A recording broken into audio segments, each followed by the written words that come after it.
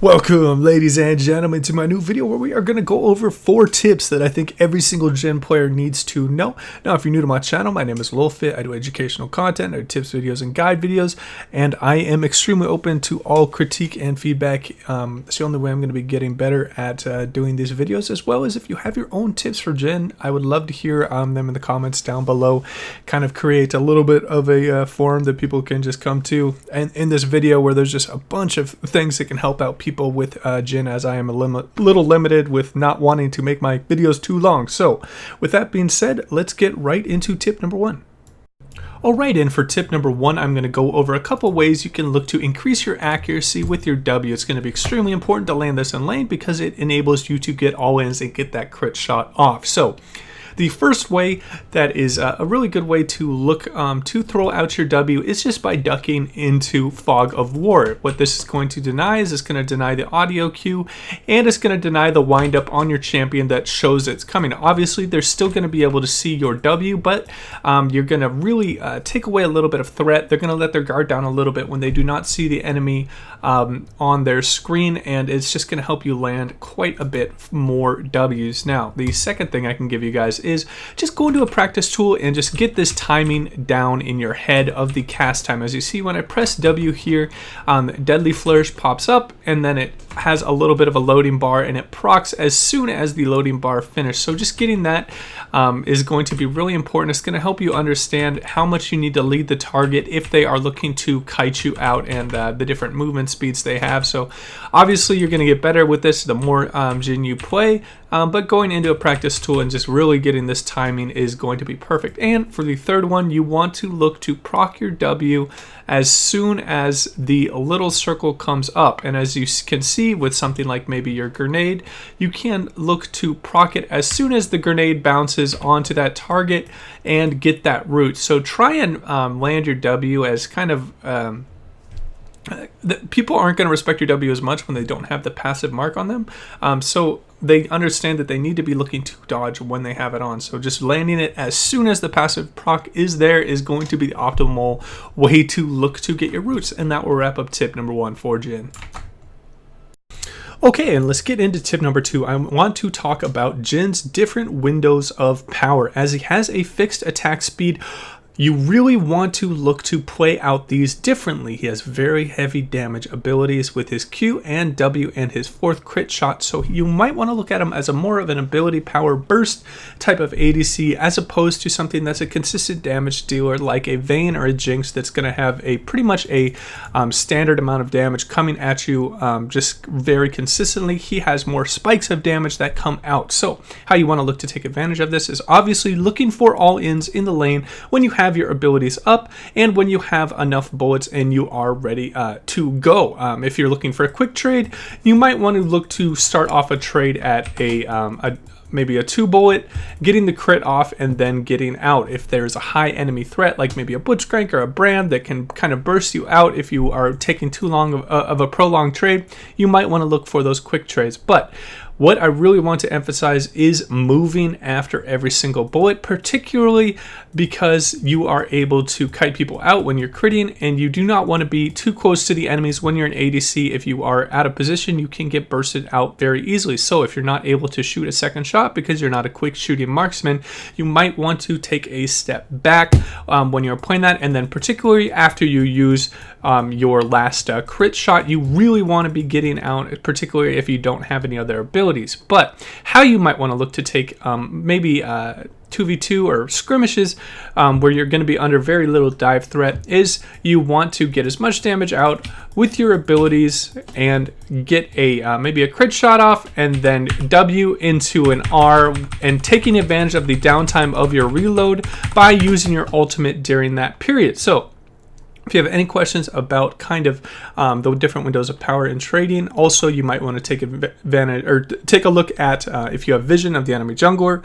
It's always going to be better if you do. And then if you have a bigger minion wave, that's when you want to look to take trades. So always be a little bit more cognizant when you are playing Jhin, as he is quite different than the other ADCs.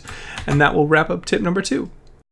Okay, and I want to talk a little bit about trap placement when you are looking to lane on Jhin, and this is going to be rather important to protect yourself from ganks, as it will give you an ability to slow them down, see them coming, and be able to escape, and even set up a W if you need some extended time to get away. So, how I see a lot of Jhins in low elo throwing out E's, sometimes they're throwing them here or here, or they're like, oh, right there. How you want to look to play these out is I think one of the best spots when you are on the this side, on the south side. You want to place a trap on the kind of the center of the left, because generally when a jungler comes to gank you, they're going to try and cut you off, and this is going to lead them to kind of go a little bit further to the left hand side. So you want to kind of use that.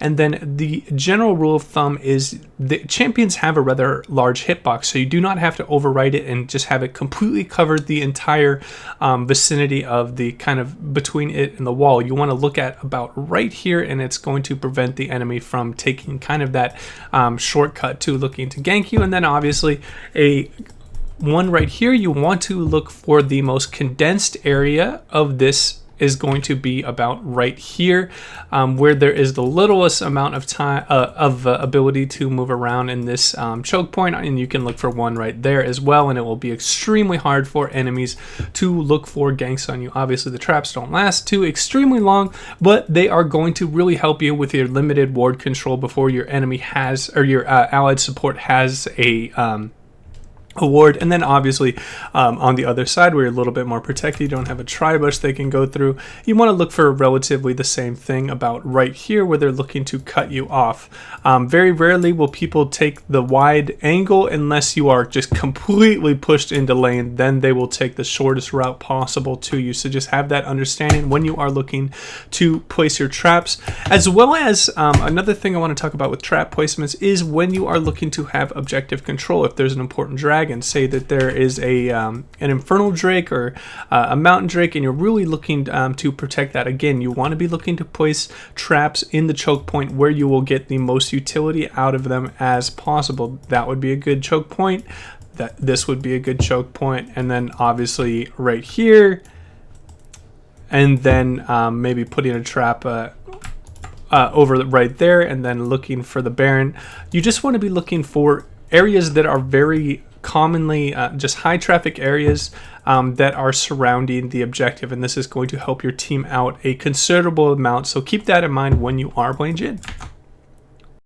Alright, and for the final tip, I want to go over a couple different ways you can look to increase your just overall effectiveness with your ultimate. How you want to look to play it out is you want to have a good understanding of where their escape paths are, and you want to look to kind of angle your ultimate in that direction. As it is a cone and it's not just a really large square, you want to kind of angle the ultimate in the way that they are retreating, so you can get out your massive amounts of shots. The last thing you would want to do is throw like your ult down the middle, trying to hit that person right there and not be able to follow them, say if they went that way or if they went the other way. Also, when you're in the bottom lane and you're looking to get a ultimate, there are pockets that can be developed when you are looking to ultimate. As example here, they can sit to the right in this zone right here if you are not careful with your positioning with your ultimate. So you want to angle it to their side. Say if both the enemies are on that side, you want to angle it like that. They still will be able to go over here, but your support will be able to zone them as well. So just think about it a little bit, think about your positioning a little bit before you press your ult button, and it's going to help you out a lot. This is just going to be extremely important. Again, if there are choke points and the enemy is retreating, curtain call can just be a great skill. So make sure that you are getting a good line of sight and your cone is in a good spot to follow them on down common paths. And for the final one, if you find you're constantly getting bursted out and zoned out of the fight, they're not quite able to kill you, but they are able to just kind of push you out of the fight. Jhin is actually a pretty decent ADC for this. Say you are in just an average team fight where maybe a Fizz or a Talon, just jumps in and bursts you out.